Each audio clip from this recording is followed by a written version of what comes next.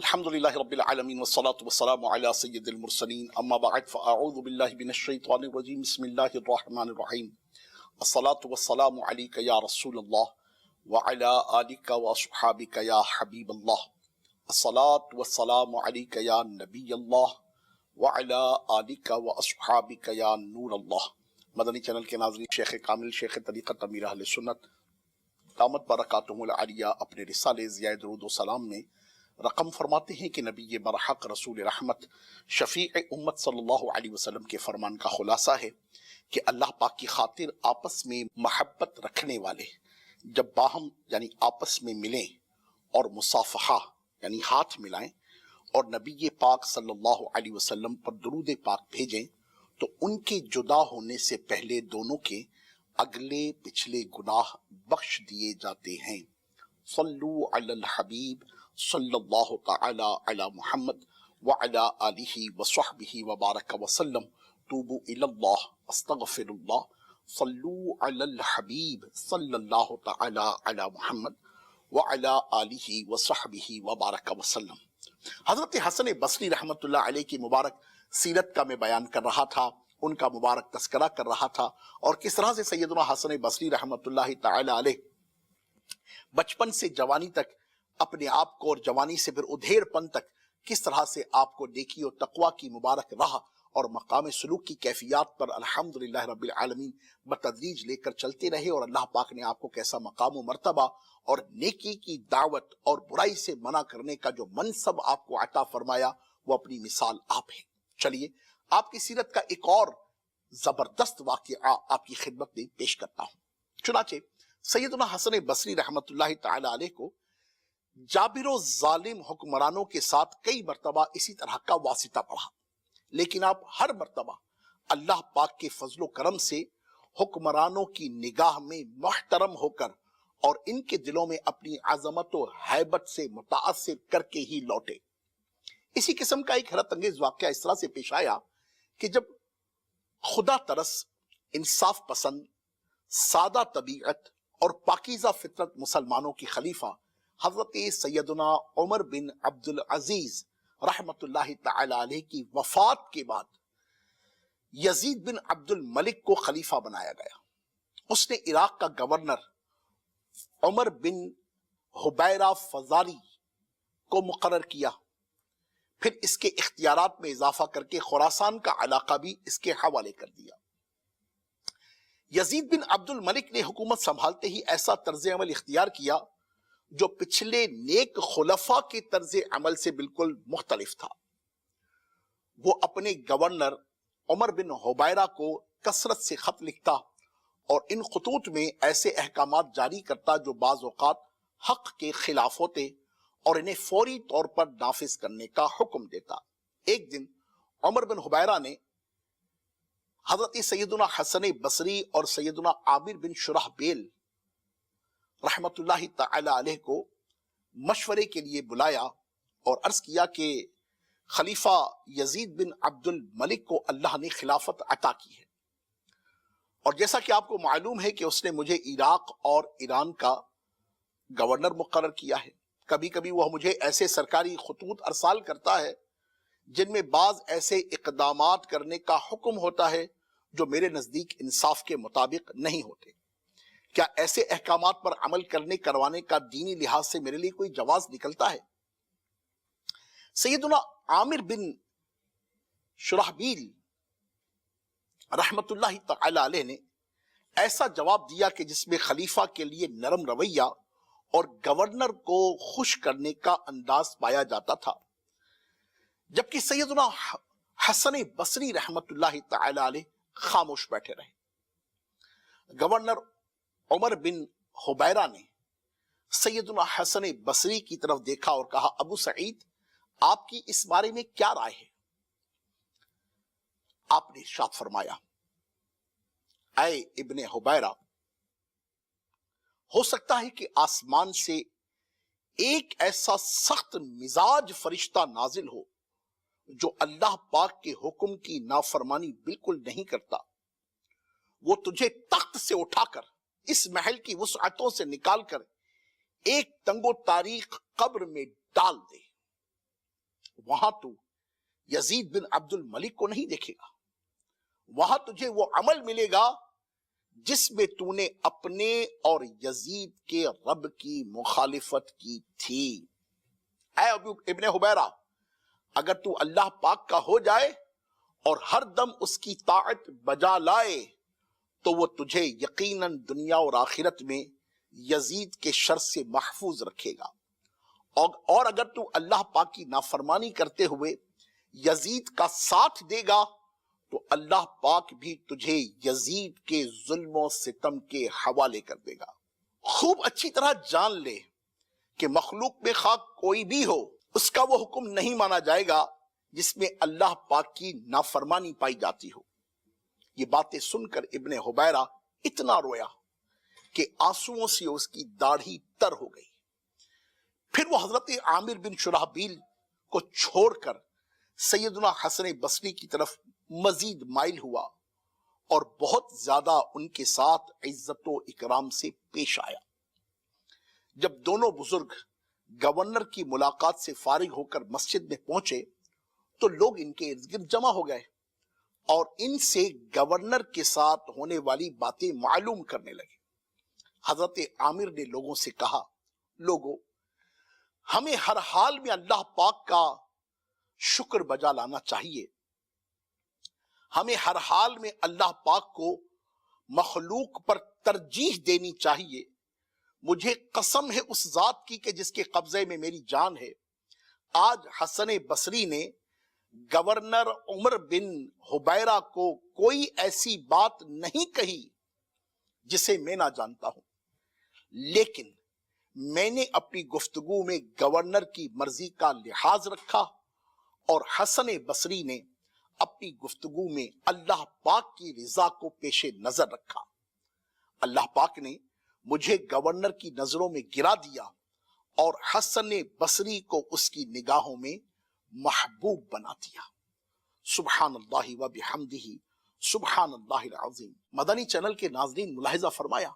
حق بات حکمت کے ساتھ موقع کی مناسبت سے یہ ہمیشہ دلوں میں عزت کو بڑھاتی ہے۔ سیدنا حسن بصری رحمت اللہ تعالی علیہ کی سیرت پاک سے جہاں بہت سارے اولیاء کاملین نے تاریخ میں حصہ پایا ہے، وہیں میرے آقا شیخ کامل شیخ طریقت امیر اہل سنت دامت برکاتہم العالیہ کو بھی اس کا خوب حصہ ملا ہے، اور جس کے مناظر آپ مدنی چینل پر مدنی مذاکرے کے دوران گاہے بگاہے ملاحظہ فرماتے ہیں۔ اللہ تبارک و تعالی ان اولیاء اللہ کا صدقہ نصیب کرے، ان نیک بندوں کے صدقے ہمیں بھی نیکی کی دعوت دینے والا، برائی سے منع کرنے والا، حسن تدبیر اختیار کرنے والا، خود ظاہر و باطن میں یکساں رہنے والا، اور اللہ کی مخلوق کو، اللہ کے بندوں کو اللہ کی طرف بلانے والا، اور گناہوں سے رکنے والا اور روکنے والا، نیکی کی طرف رغبت اختیار کرنے والا اور نیکی کی خوب ترغیب دینے والا بنائے۔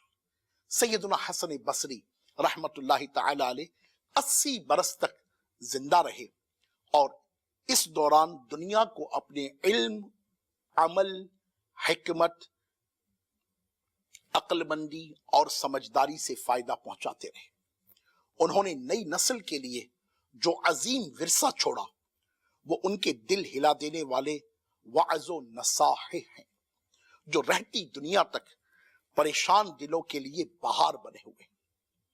ان کی نصیحتیں دلوں میں نرمی پیدا کریں گی اور دینی جذبہ بیدار کرتی رہیں گی۔ ان کے دل ہلا دینے والے بیانات کے اثر کی بنا پر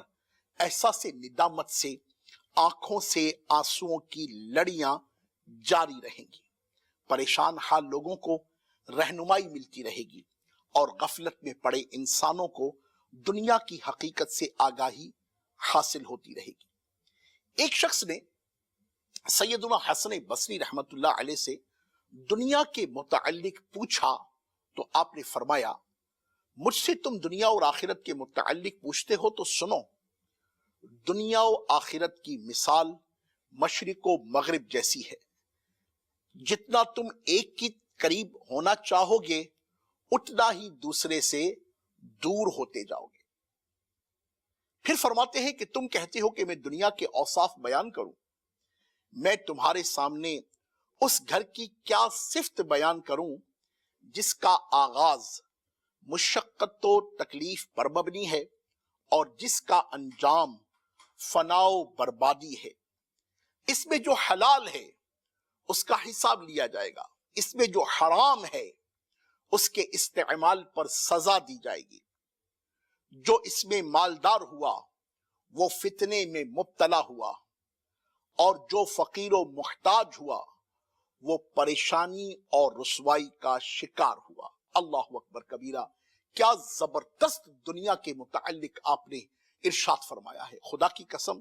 میں پھر ایک دفعہ آپ کی خدمت میں پیش کرتا ہوں۔ آپ ارشاد فرماتے ہیں کہ تم کہتے ہو کہ میں دنیا کے اوصاف بیان کروں، میں تمہارے سامنے اس گھر کی کیا صفت بیان کروں جس کا آغاز مشقت و تکلیف پر مبنی ہے اور جس کا انجام فنا و بربادی ہے۔ اس میں جو حلال ہے اس کا حساب لیا جائے گا، اس میں جو حرام ہے اس کے استعمال پر سزا دی جائے گی۔ جو اس میں مالدار ہوا وہ فتنے میں مبتلا ہوا، اور جو فقیر ہوا، محتاج ہوا، وہ پریشانی اور رسوائی کا شکار ہوا۔ اللہ اکبر کبیرہ، واقعی میرے معزز اسلامی بھائیوں، دنیا دیکھی بھالی ہے۔ حسن بصری رحمت اللہ تعالی علیہ کے اس مبارک قول کا ایک ایک حرف اپنے اندر دنیا کی حقیقت کو لیے ہوئے ہے، جو سب پر ہی آشکار ہے، مگر ہم نے وہی کبوتر کی طرح آنکھیں بند کر رکھی ہیں، اور اپنے ارد گرد ہونے والے حالات سے ہم سمجھتے ہیں کہ یہ آنکھیں بند کرنے سے گویا کہ مسائل حل ہو جائیں گے۔ ہمیں دنیا کی حقیقت کو سمجھنا ہوگا، اور یہ تھوڑی سی دنیا، چند روزہ دنیا، بے توقیر دنیا، اسے چھوڑ کر ہمیشہ کے عظیم مقام، عزت والے مقام، رب العالمین کے انعام والے مقام جنت کے لیے تگ و دو کرنی ہوگی۔ اس کے لیے بد عملی کو چھوڑ کر نیک اعمال کو اختیار کرنا ہوگا، بد نیتی کو چھوڑ کر حسن نیت کو اختیار کرنا ہوگا، بد سلوکی کو چھوڑ کر حسن سلوک اختیار کرنا ہوگا، بد گمانی کو چھوڑ کر اچھے گمان کرنے ہوں گے، بد عملی کو چھوڑ کر اعمال صالحہ کی طرف رغبت اختیار کرنی پڑے گی کہ یقین مانیے اس کے علاوہ کوئی چارہ نہیں۔ اللہ تعالیٰ مصطفیٰ کریم علیہ تحیت و ثنا و تسلیم کے طفیل دنیا کی محبت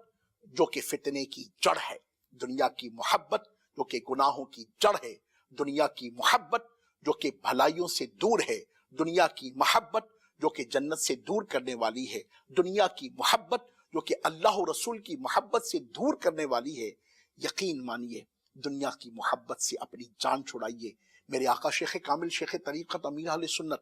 دامت برکاتہ العالیہ کے مبارک کلام ہوں یا آپ کے بیان ہو، آپ کا نظم ہو یا آپ کی نثر ہو، آپ دیکھیں کہ اس میں کس قدر آپ اللہ رب العالمین عز و جل اور اس کے حبیب کریم صلی اللہ علیہ وسلم سے دنیا کی محبت سے جان چھڑانے کی بات کرتے ہیں، دنیا کی محبت سے دور رہنے کی بات کرتے ہیں، اور اپنی مناجات میں، اپنے استغاثوں میں، اپنی منقبتوں میں کس طرح سے اللہ رسول اور اللہ کے اولیاء کے وسیلے سے اللہ کی جناب میں دنیا سے محبت دور کرنے کی بات کرتے ہیں۔ شیخ کامل دامت برکاتہ العالیہ کی جو نظم کی کتاب ہے، آپ کے کلاموں کا جو مجموعہ ہے وسائل بخشش، اس میں کتنے ہی مقامات پر آپ نے ایسے اشعار بیان فرمائے ہیں کہ جس سے دنیا کی محبت دل سے نکالنے کی بات کی ہے۔ یا رب محمد میری تقدیر جگا دے، صحرائے مدینہ مجھے آنکھوں سے دکھا دے، پیچھا میرا دنیا کی محبت سے چھڑا دے، دیوانہ مجھے شاہ مدینہ کا بنا دے، دل عشق محمد میں تڑپتا رہے ہر دم، سینے کو مدینہ میرے اللہ بنا دے۔ تو دنیا کی محبت سے جان چھڑانے کی بات حسن بصری سے لے کر پہلی صدی ہجری کے بزرگوں سے لے کر اور آج بھی زمانہ آخر تک انشاءاللہ عز و جل جو علماء حقہ ہوں گے، جو معرفت اور سلوک کی منزلوں کی راہداری پر سفر کرنے والے ہوں گے، وہ دنیا کی محبت سے پیچھا چھڑا کر دین کی محبت، رسول اللہ کی محبت، اللہ کی محبت میں انشاءاللہ عز و جل خود بھی گم ہوں گے کہ محبت میں اپنی گما یا الہی، نہ پاؤں پھر اپنا